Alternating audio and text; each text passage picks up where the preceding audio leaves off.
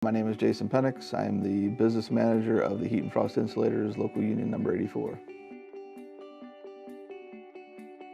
What do we do? We're actually a labor union that does training for mechanical systems.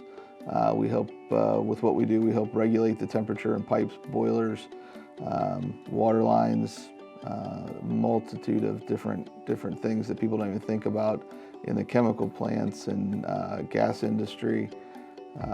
So we train to teach that, and then on my end of the job is we have companies that belong with our union that we negotiate contracts with, and my job is to work with them to get all of our members to work and get jobs and hours and use those skills out in the field. Well, my path was a little bit different than most.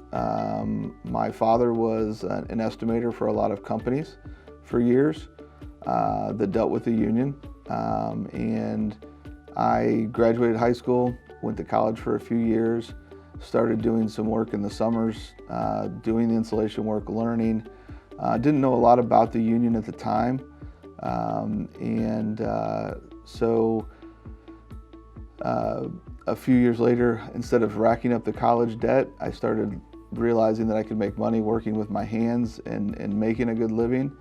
And then actually the company we worked for actually organized and became into the union, and we came into the union at that point. And then when I joined the union, it was one of those I wanted to learn everything on how it works while working in the field, and just worked my way through, and I actually became our organizer at one point, trying to help organize non-union people who do our trade into our trade and get them training so they have things like pension, healthcare benefits, annuities, those kind of things. And then about 7 years ago, I became our business manager, which now, like I said, I work with the companies and help put those guys to work with those companies and help negotiate the contracts and those kind of things. A little difference in being in a union and not being in a union is when I first started, I was not in a union. I never made more than about $12, $13 an hour, no benefits. I didn't have anybody to complain to. I didn't have anybody to try to work out to get more money. If you got a raise, you got a raise. It was at the company's discretion. With a union, we are there to help collectively bargain your rights for work. So we go in every few years and we negotiate our wage increases, what our pension increases will be, drug policies, rules and regulations on the jobs to help protect you as workers, safety issues. We do, through our apprenticeship program, we do all of the OSHA training every year, and different types of training that you need at no cost to you. So you're getting a lot of these skills for nothing, and you're investing in your future, essentially what it is. But we pay for all of our own training. It comes directly out of our membership to help guide you through. But those contracts, being union, is what helps protect you and helps get you a better lifestyle, I guess is the best way to put it. Well, I like to tell everybody that you need to be mechanically inclined if you understand that kind of thing. Math is very important, but I will be honest with you, over the years that I've been here, we've had people test in who kind of remind you of the bookworm kind of person, who didn't realize that they really enjoyed being out there working with their hands. They may have gotten the book work really well, working with their hands maybe just a little struggle, but once they learn how to do it, anyone can do it. Male, female, it doesn't matter. It's a point where we do the training and anyone can learn to do it with the right atmosphere and the right attitude to do it. I do. It's challenging at times. We work in a lot of different environments. One day we could be working in a cold freezer, and the next day we could be working in a hot boiler room. So there's a lot of challenges. There's heights, there's times when I remember when I first started, I used to have to work in manholes where there's steam lines that come through the cities. So you're always in somewhere different. I do like what we do. I think that coming from someone who didn't have a collective bargaining agreement to help protect them in the beginning, I respect that because I see what it gives a person. It gives them a career and not just a job. So our apprenticeship program, once you've tested to come in, we have a 4-year apprenticeship program. That apprenticeship program runs from September to June.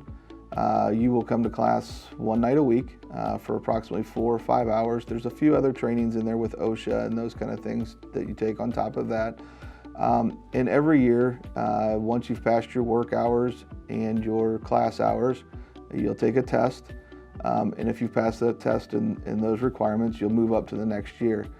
Every year you get a 10% increase once you've made that.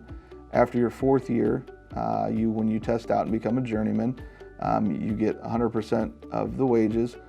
And throughout your whole apprenticeship program, while you're working in the field, you're being paid, and you will receive full benefits for those while you're working. So you're earning your pension, you're earning your health care, all of that while you're going to school and learning in the field. When you become a journeyman, the ideal is you have 30 years of service and approximately the age 55.